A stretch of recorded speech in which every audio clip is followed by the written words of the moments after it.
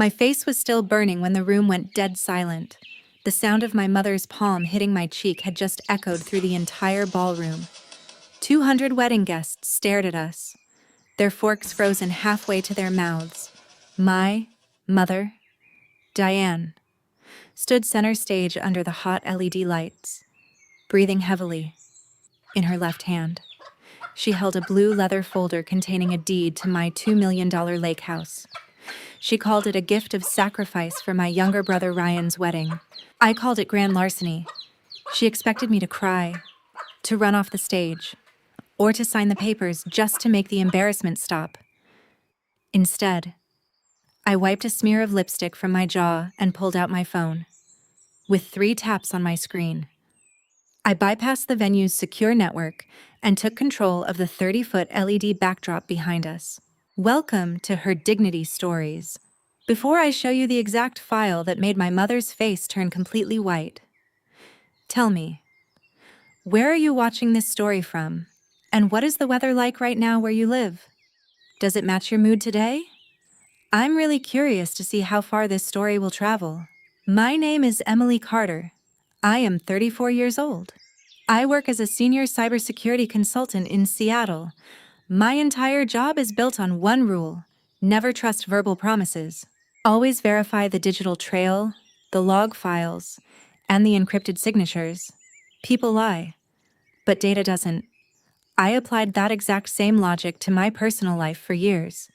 5 years ago, my grandmother Rose got sick. She had severe rheumatoid arthritis and early-stage dementia. She owned a beautiful cedar-clad house right on the edge of Lake Washington. It was the place where I spent my childhood summers catching perch off the wooden dock. When her health failed, my mother Diane and my brother Ryan disappeared. Diane said the damp lake air messed with her sinuses. Ryan said he was too busy building his career at a boutique marketing firm downtown. The truth was simpler. They didn't want to change adult diapers. They didn't want to chop firewood in December when the furnace broke down. So, I moved my life into that lake house. I set up my dual-monitor workstation in the small upstairs bedroom. I spent my days writing firewall scripts and my nights crushing pain pills into applesauce for Nana. My family didn't help me with a single dollar. In fact, Ryan used to call me every Tuesday night just to mock my life choices. He would say, "Emily, you're wasting your prime years playing nurse to an old woman." Diane would chime in during Sunday family group chats. She would text, "Emily is just hypersensitive. She likes being the martyr." They thought I was being foolish. They didn't know I was quietly tracking everything. I paid for Nana's visiting nurses out of my own checking account. I paid the local plumber $2,400 to replace the rusted copper pipes under the kitchen sink. I kept every single physical invoice in a yellow plastic accordion folder in my closet.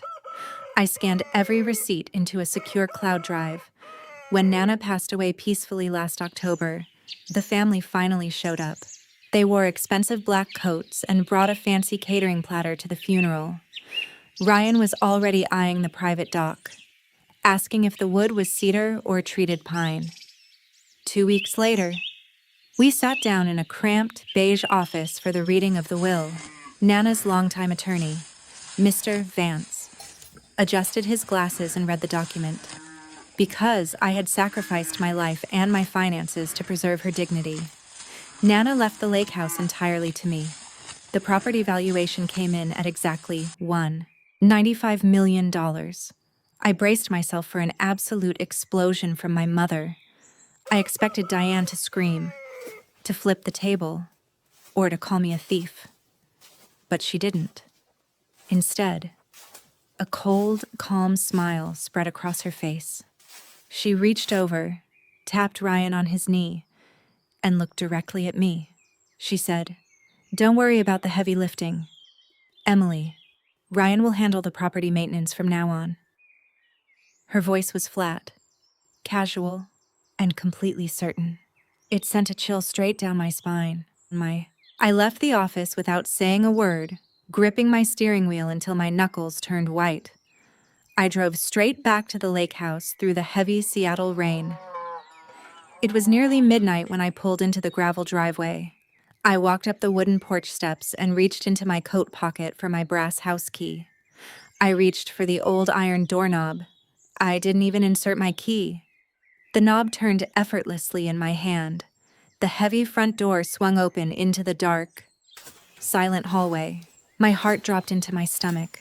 I knew for a fact that I had locked that deadbolt before leaving for the lawyer's office. I walked inside, flipped on the overhead kitchen light, and looked at the counter.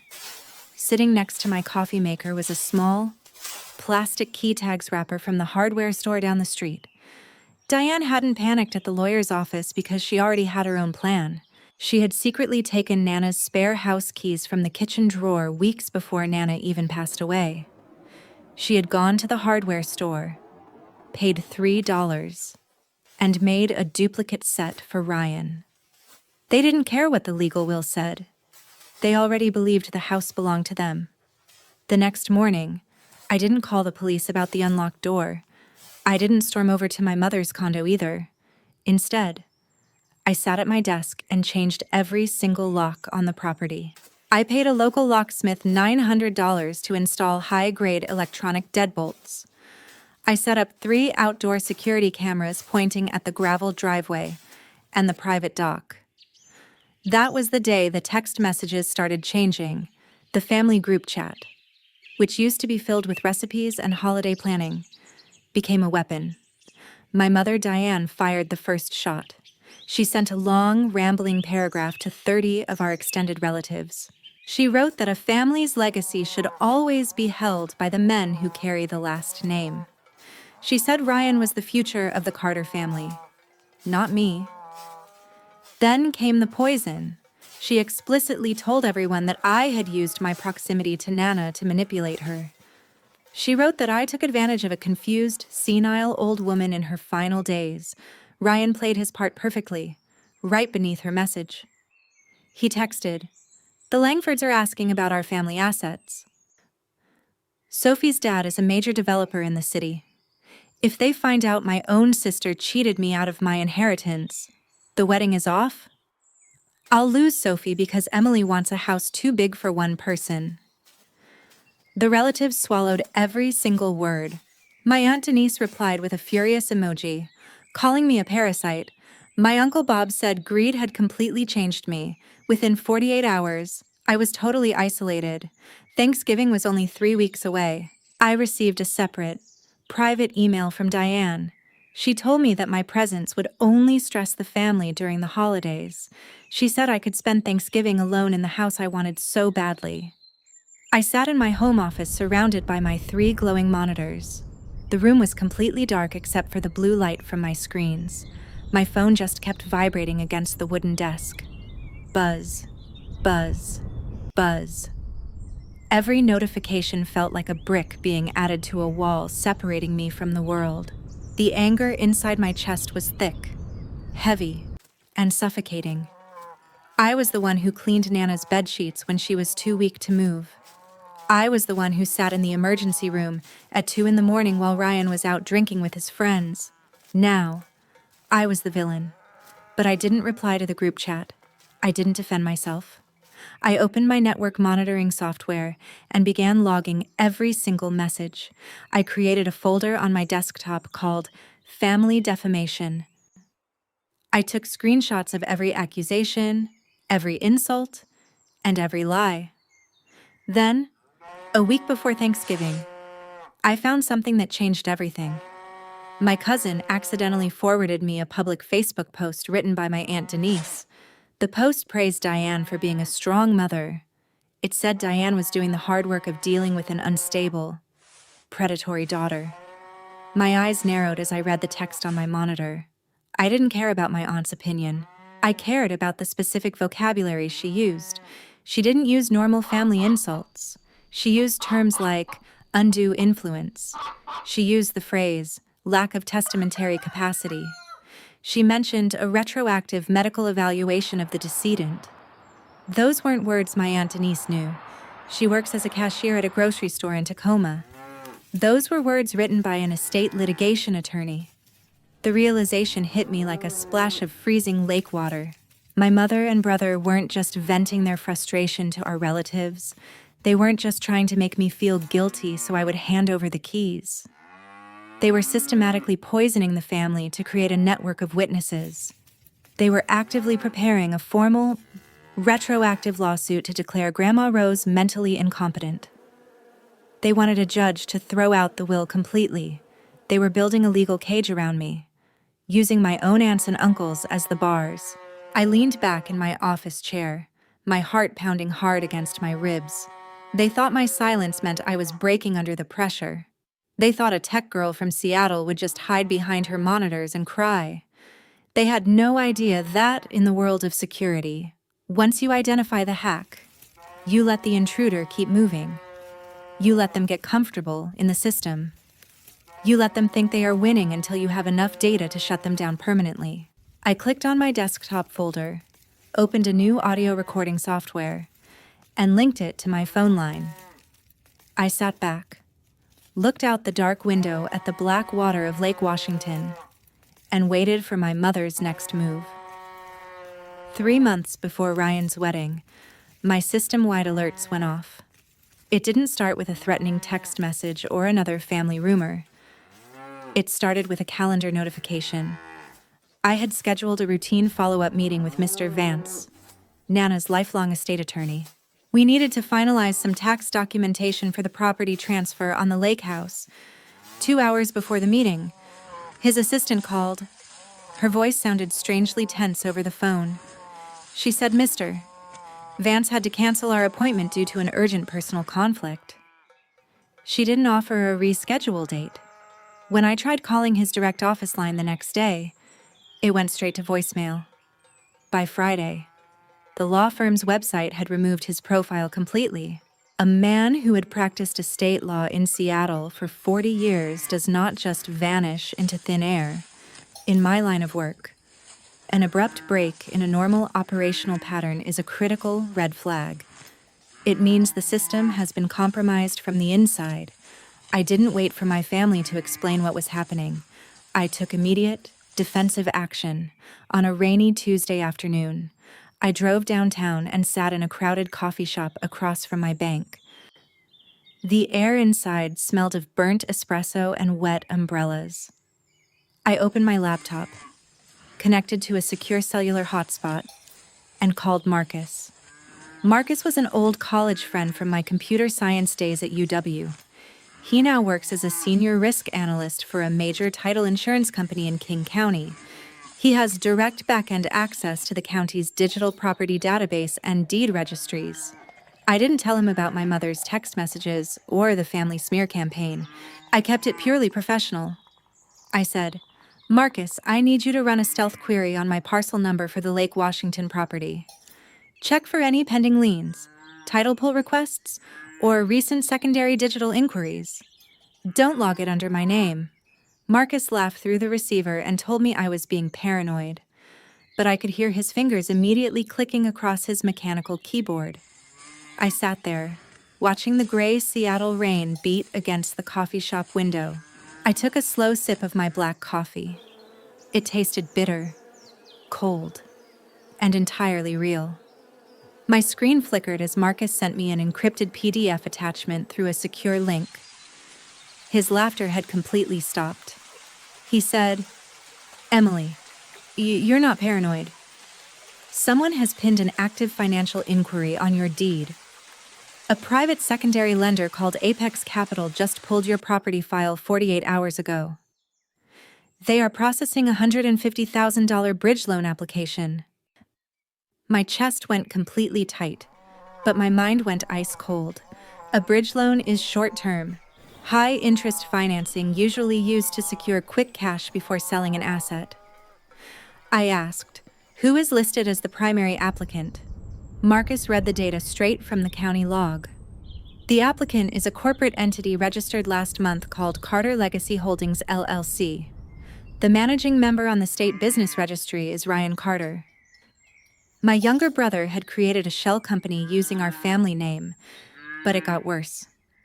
Much worse. Marcus continued reading the attached application files, his voice dropping low. "Emily, The lender's file includes a scanned image of your private Social Security card. It also lists you as a personal guarantor for the debt. And there is a digitally signed authorization form giving Ryan permission to use the lake house as collateral. The digital signature on the document belongs to Rose Thompson. The system log shows the document was signed and submitted electronically exactly 4 weeks ago. I stared at the numbers on my monitor until my eyes burned. 4 weeks ago. Grandma Rose had been resting in the local cemetery for nearly 2 months. Ryan hadn't just stolen my identification from the old filing cabinet in Nana's study. He had committed federal wire fraud. He had used an online document service to forge a dead woman's signature on a commercial loan application. He was using my identity and Nana's stolen credit to fund his lavish wedding and his future lifestyle. The blue leather folder my mother wanted me to sign wasn't just a simple property transfer deed. It was the final piece of their trap. If I signed that document on stage at the wedding, I would be legally acquiring the shell company's assets. I would be retroactively approving every single financial liability Ryan had created under my name. I would be absorbing a $150,000 debt before the bank completed its fraud review. If the loan defaulted, the private lender would instantly seize the lake house, and I would be left broke, ruined, and potentially facing criminal conspiracy charges. Ryan and Diane had designed a system where my survival was the fuel for their success. They thought my quiet nature meant I was too weak to fight a legal battle before the wedding. They thought I would protect the family name at all costs to avoid a public scandal. I looked at the PDF document on my screen, my hands steady on the keyboard. I didn't call Ryan to yell at him. I didn't send a furious email to my mother. I didn't give them any indication that their intruder profile had been detected.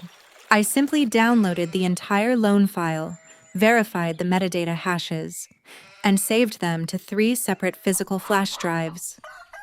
Then, I reached into my bag and pulled out my second phone, the one connected to a clean, untraceable number. I opened my contacts and dialed the number for a private forensic investigator I knew through my corporate clients. It was time to find out exactly what happened to Mr. Vance. And it was time to build an unbreachable wall around the house my grandmother had left me, exactly 1 week before the wedding. I was sitting in my dimly lit kitchen. The clock on the microwave showed 9:14 p.m.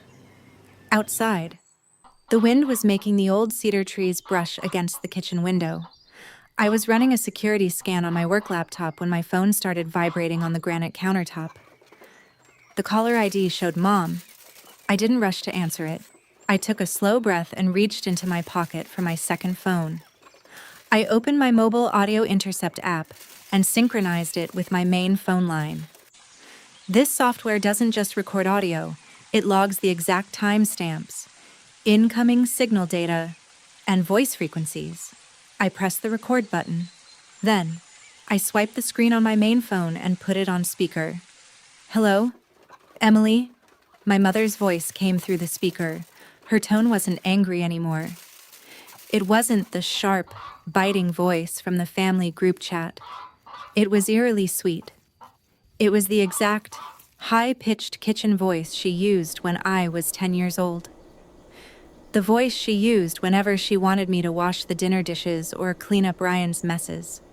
"Hi, Mom," I said, keeping my voice completely flat. "Oh, sweetheart, I'm so glad you answered," she said with a little sigh. "I've been talking to your brother, and we've decided it's time to move past all this ugliness. We forgive you for being so distant these past few months. We know you were just overwhelmed by Nana's passing." I didn't say a word. I leaned back against the kitchen counter and watched the audio wave monitor on my second phone screen glow red. Diane kept talking, taking my silence as submission. "Ryan's big day is next Saturday, and the whole family needs to be whole again," she continued. "We've set up a beautiful moment during the reception just for you. You are going to come up on stage and present a surprise gift to Ryan and Sophie. It's going to completely heal the family in front of the Langfords. Sophie's father is bringing some very prominent business partners from downtown. Emily, This is your chance to show everyone what kind of sister you really are. I kept my lips pressed together. The silence stretched between us for 5 seconds, then 10 seconds. In normal family conversations, silence makes people uncomfortable. In a negotiation, the person who speaks first loses. Diane cleared her throat nervously when I didn't respond. She dropped her sweet tone for a fraction of a second, her voice sharpening. Emily? Are you listening to me? I'm listening. Mom, I said quietly. She took a deep breath, trying to regain her composure, but her impatience was leaking through the cracks. She thought she could just steamroll over my ranjioi because I hadn't fought back publicly. Look, everything is already arranged, Diane said, her voice dropping to a conspiratorial whisper. The notary already validated the property documents. Emily, the paperwork is legal and done. You don't need to read anything or make a big deal out of it next week. You just need to stand there, hold the pen on stage, and sign it so the Langfords see the family unity. Don't ruin this for your brother. My heart gave a massive, angry thud against my ribs, but my fingers remained completely steady. There it was, the absolute proof I needed. Diane didn't just admit to stealing my property. She casually confessed to a major legal violation in the state of Washington. A notary public cannot legally stamp or seal a document unless the property owner is physically present with valid government identification. Diane had just explicitly admitted that she and Ryan had used a corrupt or fraudulent notary to preemptively execute a transfer deed without me ever seeing the paperwork. She thought she had backed me into a corner. She assumed that if she put me on a stage in front of 200 wealthy strangers, my fear of public embarrassment would force me to comply. She genuinely believed that a physical tat or a public scene would break my will. She had absolutely no idea that her entire speech was being digitized, hashed, and logged into a secure forensic file on my server. She didn't know she had just handed me the exact execution tool I needed to destroy her plan. I understand, Mom, I said, my voice dripping with calculated calmness. I'll be at the wedding next Saturday. Oh, thank goodness, Diane gasped, her sweet kitchen voice returning instantly. I knew you would make the right choice for the family. I'll see you at the venue at 4 o'clock sharp. Don't be late, and make sure you wear something appropriate. The line went dead. I picked up my second phone and hit the stop button on the recording app. The file size was exactly 14.2 megabytes. I uploaded the audio clip directly into my cloud folder labeled Larceny and Forgery. Then, I sent a quick encrypted text message to the private investigator downtown. The trap was set. My mother and brother thought they were orchestrating a beautiful family performance on that stage. They had no idea that I was about to rewrite the entire script. The grand ballroom at the waterfront estate smelled completely of expensive white roses and rain. Over 200 people in tailored suits and silk dresses filled the round tables. The Langford family sat near the front, looking polished, wealthy, and elite. I arrived at the venue alone at exactly 4:15 p.m. I was wearing a cheap, scratchy, taupe-colored dress that my mother had ordered online and delivered to my house. She told me that if I didn't wear that exact color, I would ruin the aesthetic of the family photos. The wedding coordinator directed me straight to the very back of the room. My seat was table 22, positioned right next to the swinging double doors of the service kitchen. Every time a waiter passed, the smell of roasted garlic and dirty dishwater hit my face. I sat there quietly, watching my brother Ryan charm his new in-laws. He was wearing a brand new designer tuxedo and laughing loudly. Midway through the dinner toasts, the clinking of champagne glasses stopped. My mother, Diane, walked up to the main stage and gripped the wireless microphone. She looked elegant, her hair perfectly styled, wearing a massive diamond necklace. She took a deep, theatrical breath and let her eyes tear up right on cue. Family is everything, Diane announced, her voice echoing through the massive sound system. And today, my beautiful daughter Emily is going to prove what family truly means. The entire room went completely quiet. Emily has graciously decided to step forward and give Ryan and his bride the ultimate foundation, Diane said into the mic. She is gifting them the entire title to our late grandmother Rose's Lake Washington estate. A massive collective gasp moved through the crowd. People at the front tables turned around in their chairs, searching the dark room for me. Ryan immediately took the stage right next to her, wiping a fake tear from his cheek. He grabbed the second microphone and looked toward the back of the room. "Thank you to my selfless older sister," Ryan said, his voice cracking with artificial emotion. "Thank you for fulfilling your promise and giving us our dream home." The blinding white spotlight suddenly shifted from the stage and slammed directly onto me. The heat of the light hit my face, making me squint. 200 strangers started clapping, creating a wall of sound that felt completely suffocating. "Come up to the stage, Emily," Diane called out through the speakers, her smile wide and predatory. I stood up from table 22. My hands were tucked into my pockets, my fingers gripping my phone tight. I walked down the long carpeted aisle, every single eye tracking my movement. The scratchy taupe fabric rubbed against my skin with every step. The anger in my chest was so tight I could barely draw air into my lungs. They had built a public execution cage around me, using 200 wealthy witnesses as the lock. When I reached the stage steps, I walked up and stood directly between my mother and brother. Diane reached into her blazer pocket and pulled out a heavy, black rollerball pen. She grabbed the blue leather folder from the podium and laid it flat on the table. She turned her back to the audience, blocking the view of the nearest tables.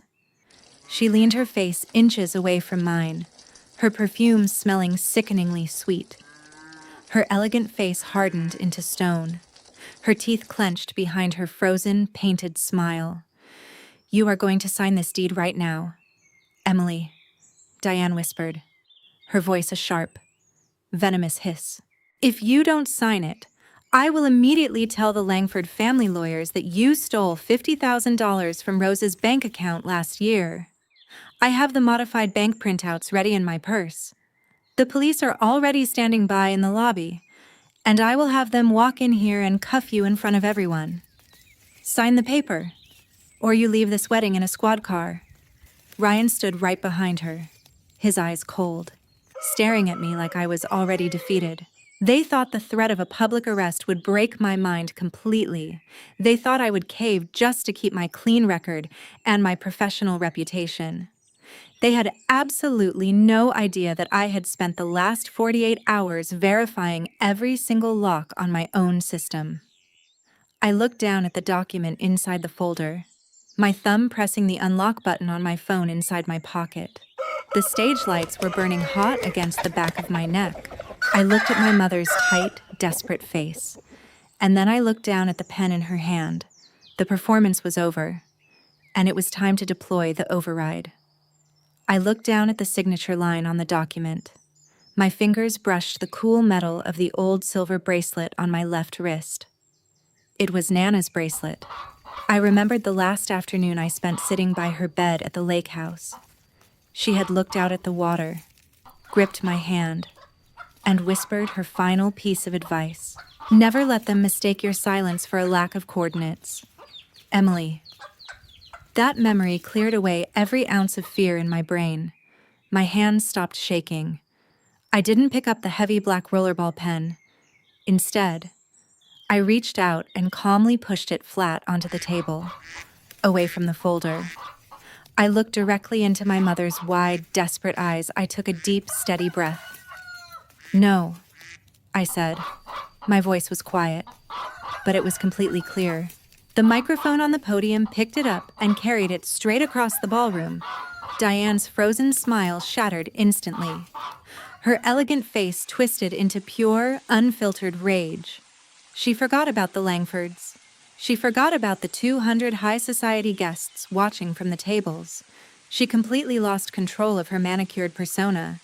Her right hand flew up and her palm struck my cheek with incredible force.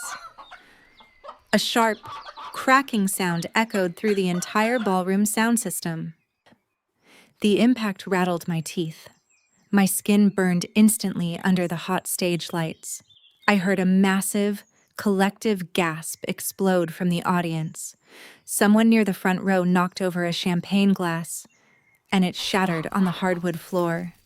Ryan took a step back, his mouth hanging wide open in pure panic. Diane was breathing heavily, her chest heaving, staring at me like she wanted to finish the job. She expected me to burst into tears. She expected me to cover my face and run off the stage in total humiliation. But she didn't know who she was dealing with. I didn't flinch. I didn't shed a single tear. I didn't even lift my hand to touch my burning cheek. I kept my eyes locked on hers, completely still, letting the silence pack the room until it felt heavy enough to break. Then, I calmly reached into my scratchy taupe dress pocket and pulled out my second phone. Diane sneered, thinking I was trying to call the police. She didn't realize I had already done my homework. During the cocktail hour at 4:30 p.m., while everyone else was drinking mimosas, I was working. I had used my network analyzer tool to scan the ballroom's unencrypted wireless AV router. The venue was using a standard outdated commercial system with zero cryptographic security. I had mapped their IP addresses and cached the administrator credentials in less than 5 minutes. Now, my thumb pressed a single green icon on my custom mobile application. The app executed a forced Bluetooth and AirPlay override sequence. A sharp digital hum vibrated through the venue's massive surround sound speakers. The giant 30-foot LED backdrop behind us instantly went completely black. The romantic wedding slideshow of Ryan and Sophie vanished into thin air. A gray system loading bar appeared on the screen, illuminating the dark ballroom in a pale, sterile light. Diane turned around and looked at the screen, her brow furrowing in deep confusion. "What is this?" she snapped, turning back to glare at me. "What are you doing, Emily?" I just looked at her, my thumb hovering over the play button on my screen. "I'm updating the network log." "Mom?" I whispered. The entire ballroom went dead silent again as 200 people leaned forward in their chairs. Nobody was looking at the bride or the groom anymore. Every single eye in the room was fixed on the massive, glowing screen behind me.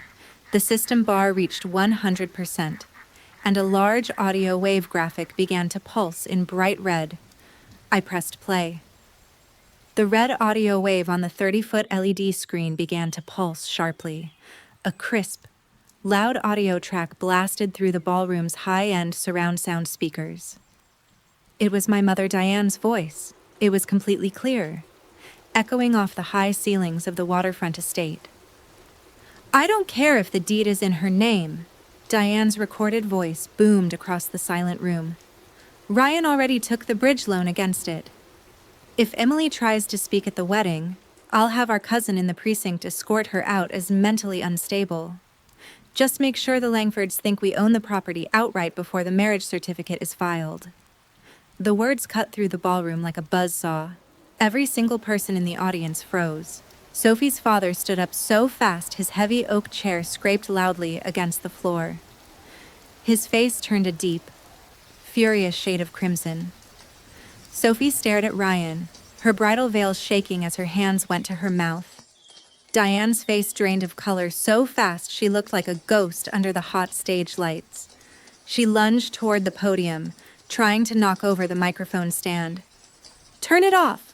Diane screamed, her voice cracking hysterically. "This is fake! This is an AI fabrication!" Ryan completely panicked. He sprinted off the stage, sweating through his designer tuxedo, and bolted toward the sound booth in the back. He grabbed the young AV technician by his shirt collar. "Cut the power!" Ryan roared, slamming his fist onto the audio mixing board. "Kill the lights! Shut the whole system down right now!" The technician frantically pulled at the main power cables, but nothing happened. The screen didn't go dark. The speakers didn't stop playing. They didn't realize that my script hadn't just hijacked the wireless signal. It had executed a full administrator account lock on the venue's local network core switch. I had changed the master system password and disabled the manual console override inputs. The system belonged to me now.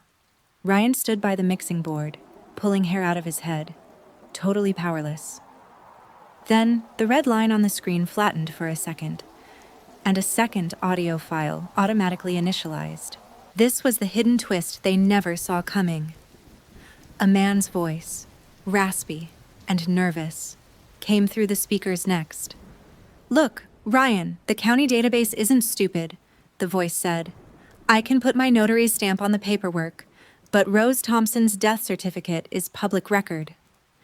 Then came Ryan's voice, cold and completely casual. "The old lady's been dead for 2 months. Miller, nobody is checking the electronic logs on a private bridge loan application. Just forge her digital signature on the authorization form like we practiced. My mom will handle Emily at the wedding. Once the Langfords sign the marriage contract, I'll have the cash to clear your fee."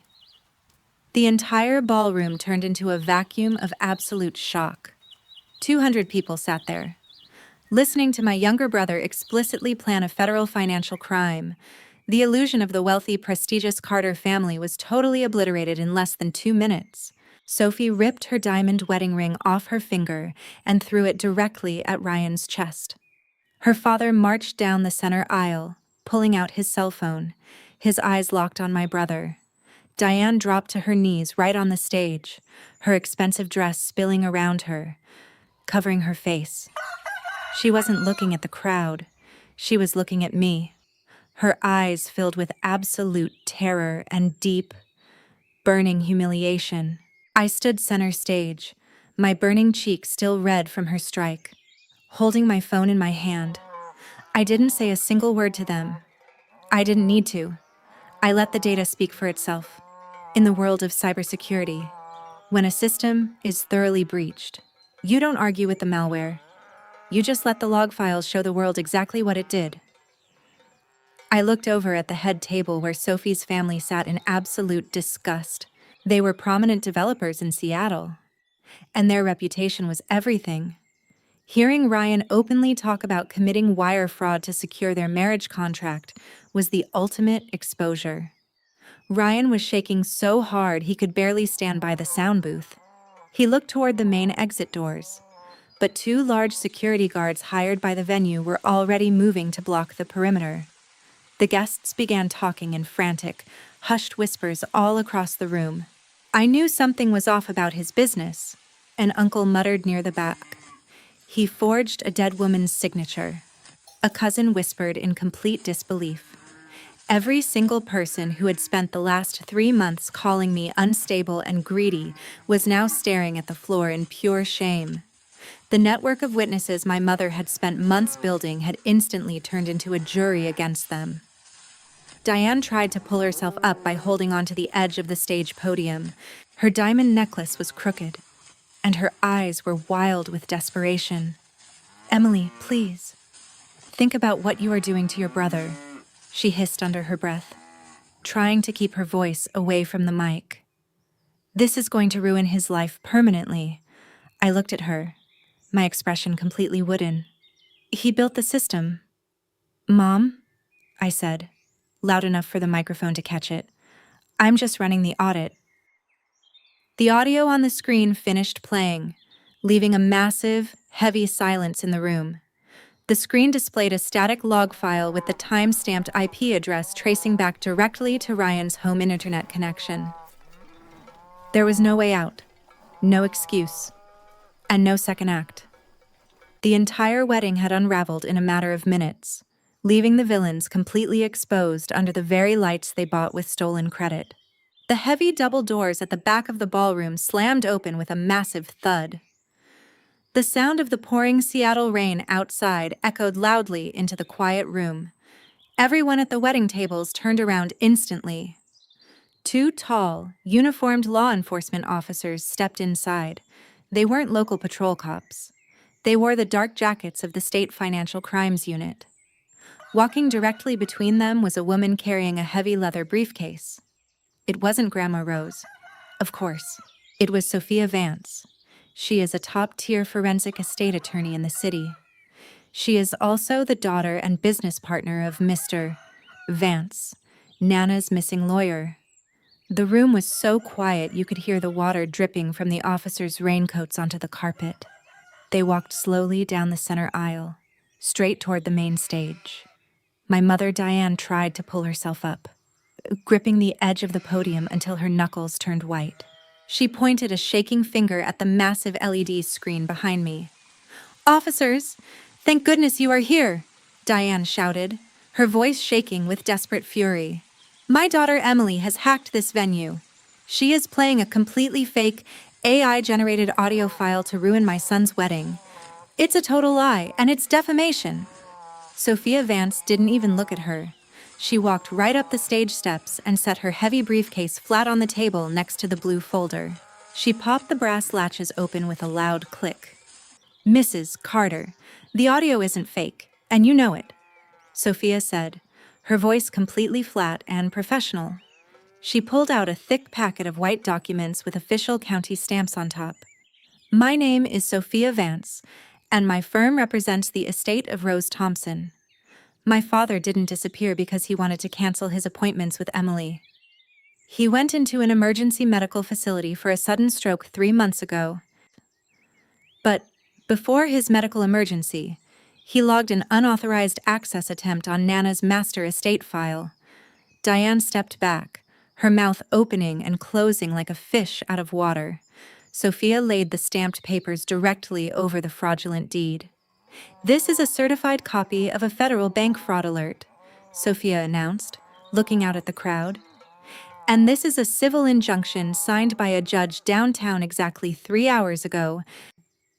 Ryan slowly walked back onto the stage from the sound booth, his face completely green.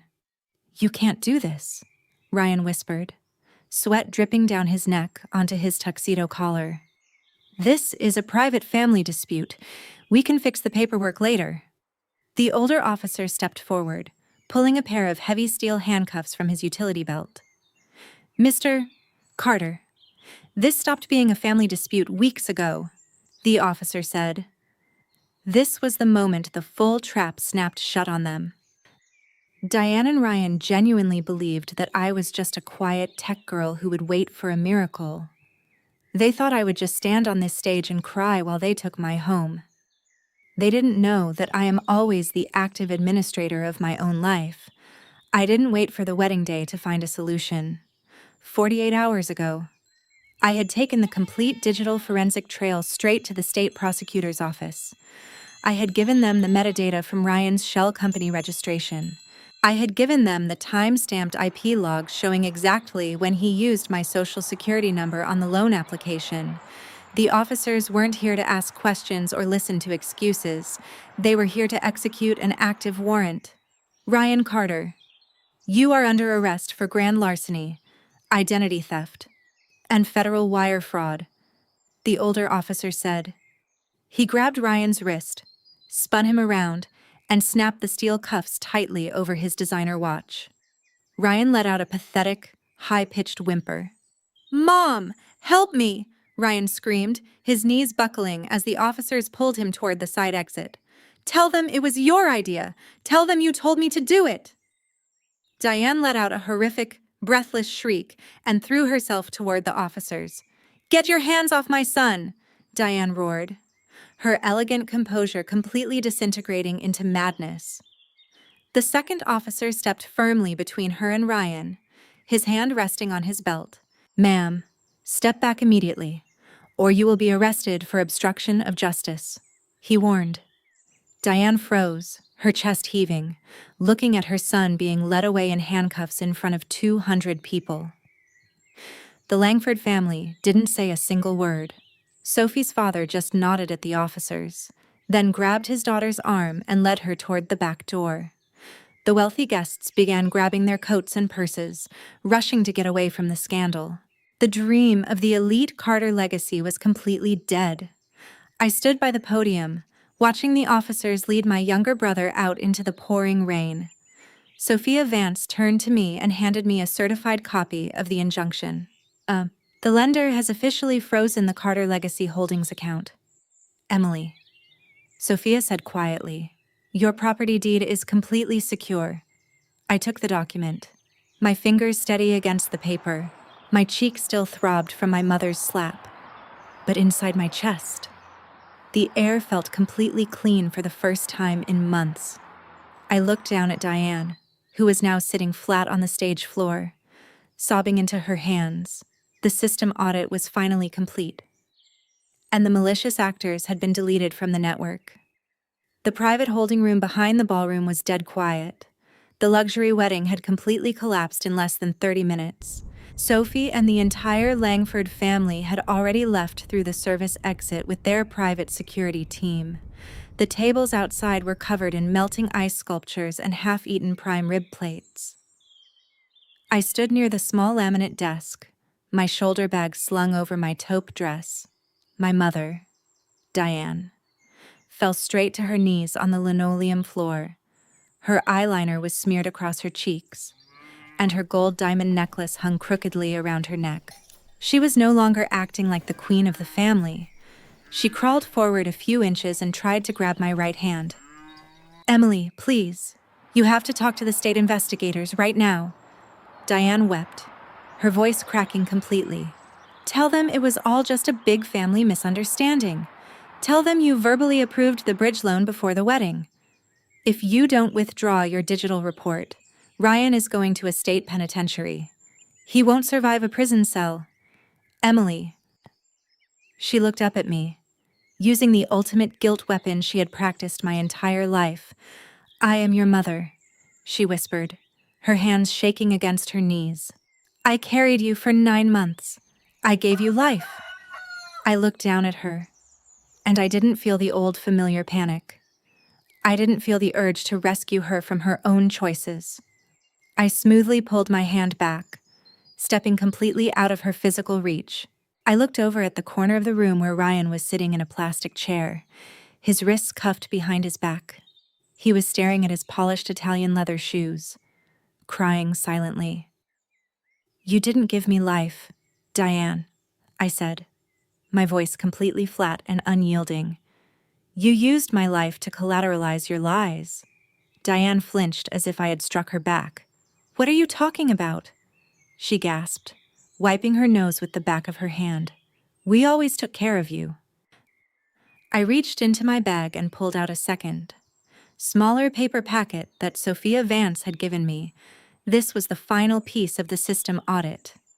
My forensic investigator didn't just check Ryan's recent shell company logs, I said, dropping the pages onto her lap. He went back 10 years into Nana's banking history. Exactly 10 years ago, you used a fraudulent power of attorney form to systematically liquidate Nana's primary Vanguard retirement fund. You withdrew over $340,000 from her accounts. You used that cash to pay off the mortgage on your downtown condo and buy Ryan his first luxury car. Diane froze, her eyes scanning the certified bank spreadsheets on her lap. "And do you know what happened after you emptied her accounts, Mom?" I asked, leaning down slightly. Nana's medical bills started piling up at the Lake Washington house. Her specialty arthritis injections cost $2,200 every single month. Her visiting physical therapist cost another $900 a week. You told me Nana was completely broke because of inflation. You told me it was my duty as a loving granddaughter to cover her expenses out of my own checking account. So, for 5 long years, I spent half of my cybersecurity salary keeping Nana alive and safe. I skipped vacations. I drove a rusted Honda Civic, and I worked 80 hours a week. I thought I was sacrificing my youth for a family emergency. But there was no emergency. I was just paying for the medical bills you created when you robbed your own mother. Ryan lifted his head from the corner, his face pale with absolute shock. He didn't even know his own mother had gone that deep into the system. "Mom?" Ryan whispered, his voice cracking. "Is that where the condo money came from?" Diane didn't answer her son. She just stared at the Vanguard logo on the bank printout, her jaw locked tight. The silence in the holding room was heavy, suffocating, and final. The illusion of family duty had completely cleared away. leaving only the raw data of their greed. They had treated my compassion like a free line of credit for a decade. They thought I would keep their secrets forever just to protect the family name. But a cybersecurity audit doesn't stop when the system looks ugly. It stops when the infection is completely removed from the network. The older state investigator tapped his watch and looked over at Ryan. "Transport vehicle is out front. Mr. Carter." The officer said, "Let's go." Ryan whimpered as they pulled him up from the chair and led him out into the cold Seattle rain. Diane stayed on the linoleum floor, clutching the bank statements against her chest, weeping into the empty room. I turned my back on her, walked out of the holding room, and didn't look back a single time. 3 months have passed since the night of the wedding. It is a bright, completely quiet Tuesday morning at the lake house. I am sitting at my cedar desk with the windows wide open. The air smells like fresh pine needles and the cool water of Lake Washington. Down at the wooden dock, the water is as smooth as a sheet of glass. My life has completely returned to a state of baseline security. My private cybersecurity consulting firm has actually doubled its monthly revenue. Dozens of major corporate clients in Seattle read the public court logs about the case. They saw exactly how I executed a flawless digital lockdown of a compromised network under intense pressure. They didn't see a broken family drama. They saw a highly efficient professional who protects assets at all costs. My brother Ryan didn't risk going to a full jury trial. His defense attorney looked at my time-stamped digital logs and advised him to fold. He accepted a formal plea deal for felony wire fraud and commercial document forgery.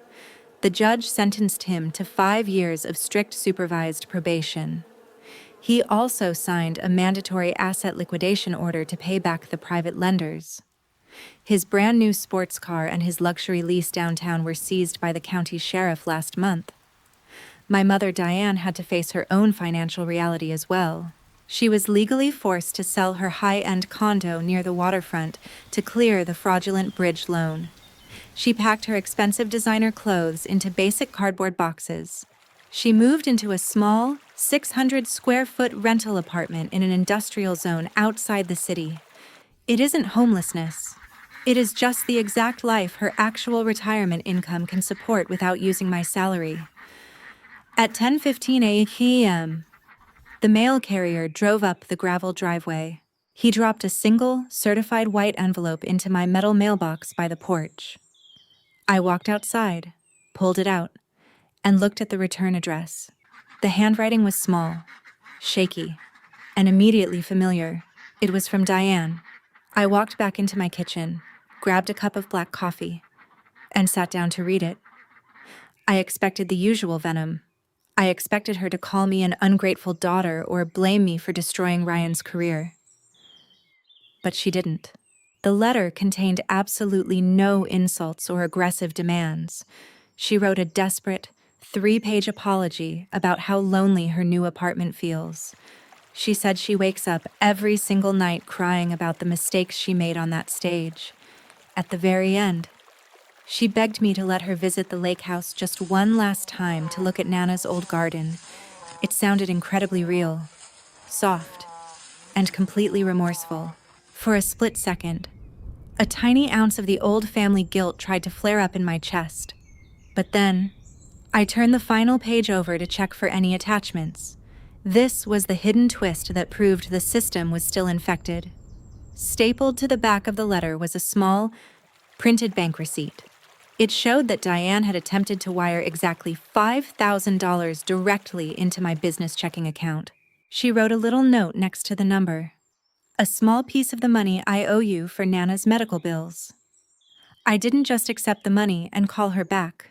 I opened my secondary terminal and ran a quick audit on the incoming transaction routing numbers.